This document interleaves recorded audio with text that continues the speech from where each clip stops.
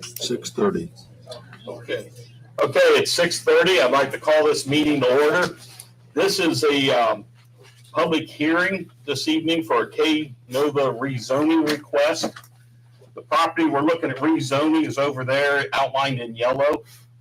That is, for those of you that have lived around here for a while will recognize that as the old Jan Farm property. That property has been annexed into the village. Once a property, a little bit of the procedure of how this works, once a property is annexed into the village, they come in as what we call zoned exceptional use. Basically, if it's farmland, it remains farmland.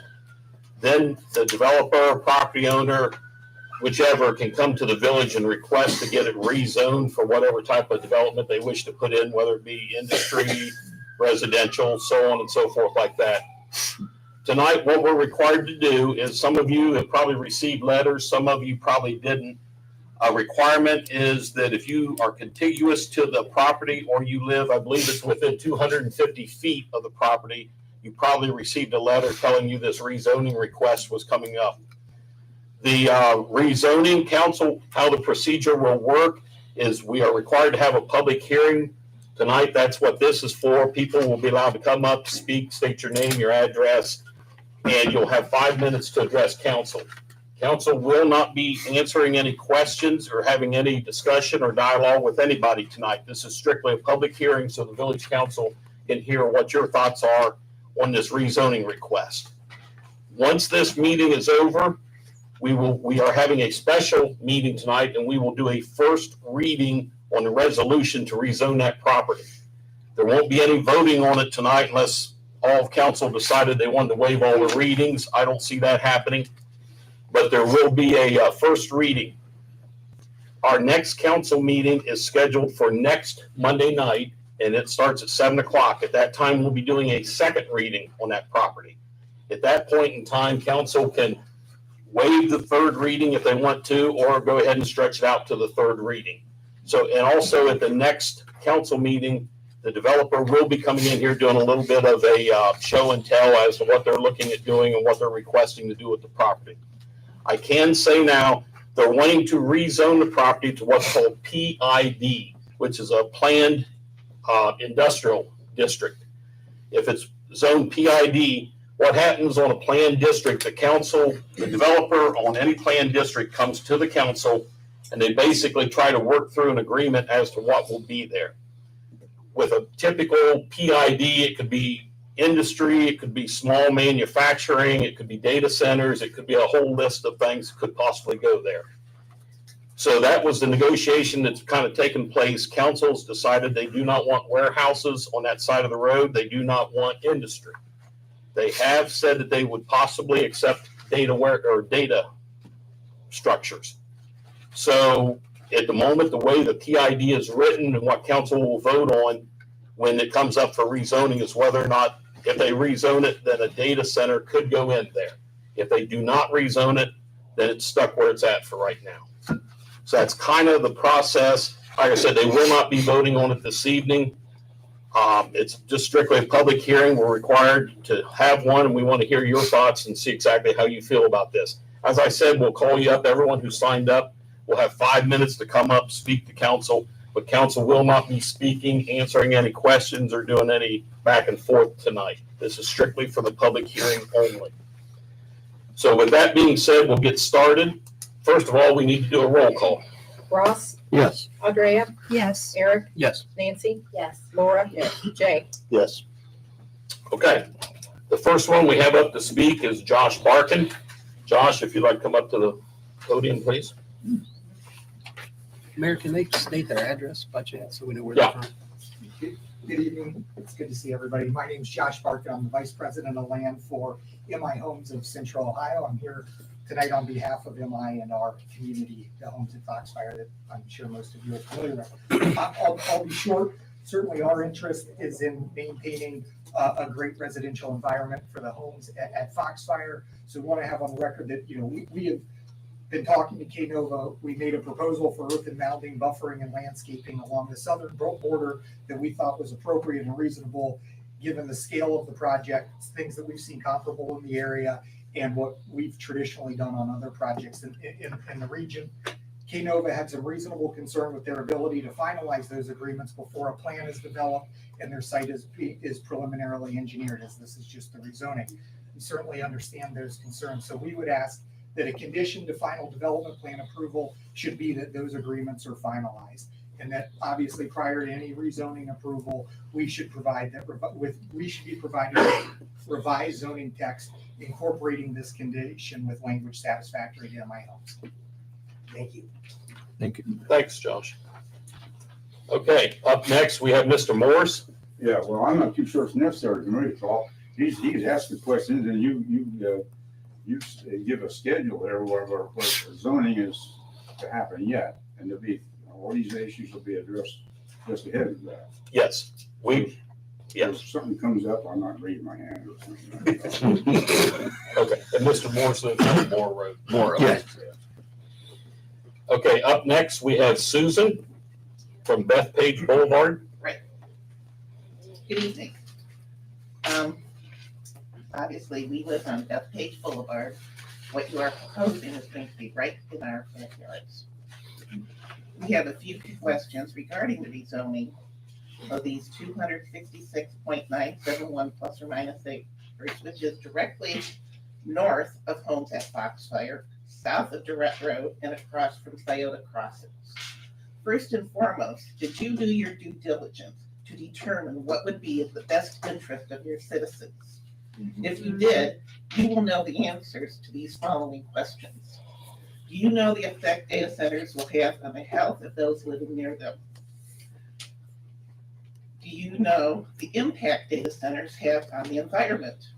Do you know that data centers are energy intensive? Do you know data centers are facing more opposition worldwide as people are beginning to see that most of the positive impacts of data centers aren't ever seen by the local community? Our last few questions to you are these. Knowing all of this, why would the village of Commercial Point want to subject its citizens to noise pollution, light pollution, air pollution, and steady plumes of waste steam, all of which will have a direct impact on the health and well-being of the citizens you serve? What is the village gaining from placing an additional 6 to 8 data centers between the two residential communities? Homes at Foxfire, Scioto Crossing, plus those who live adjacent to these communities, not necessarily in a development. Has the village considered creating a planning commission comprised of government officials, business leaders, and community members to create a well-thought-out plan for the future development of the community? For example, creating an industrial corridor. And lastly, would you honestly want these proposed data centers in your own backyard? Yes. We strongly urge you, council, to vote against the rezoning of the property to a PID. Thank you. Thank you.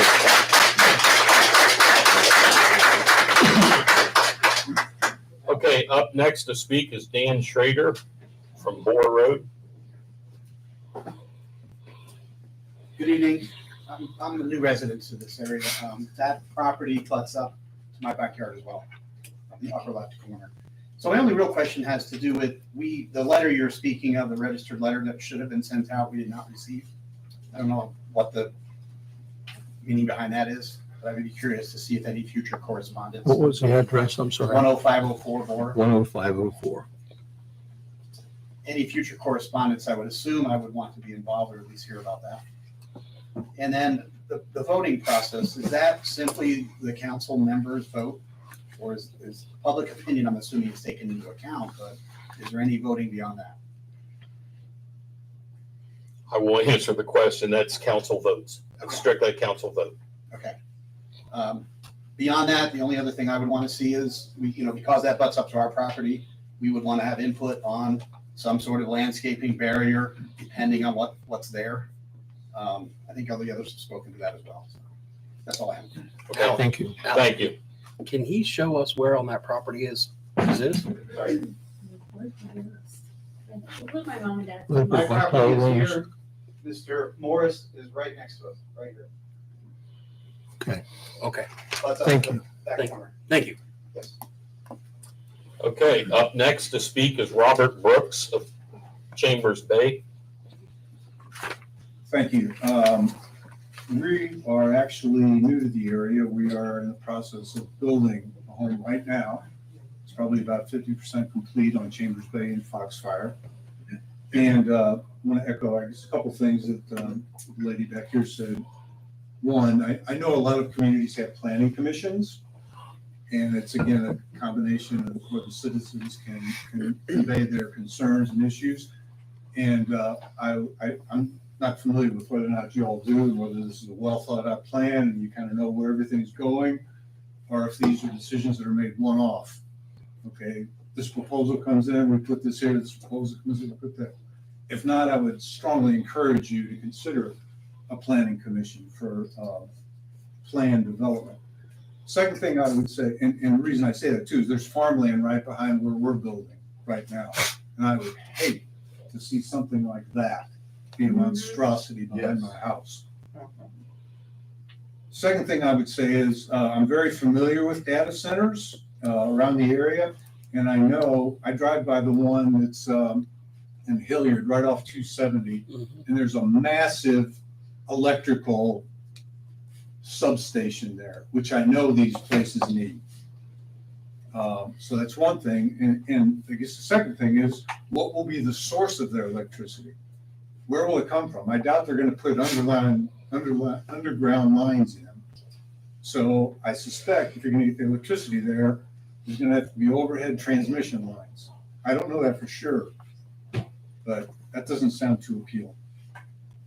Last thing I would say is, I would ask, as this lady so graciously mentioned, I would ask each one of you to take a look at that and consider if your house is right here, or right there, Thank you. Yep, Yep. that's where or we are. right there, and whether or not that's something you would want in your backyard. Thank you for the time. Thank you.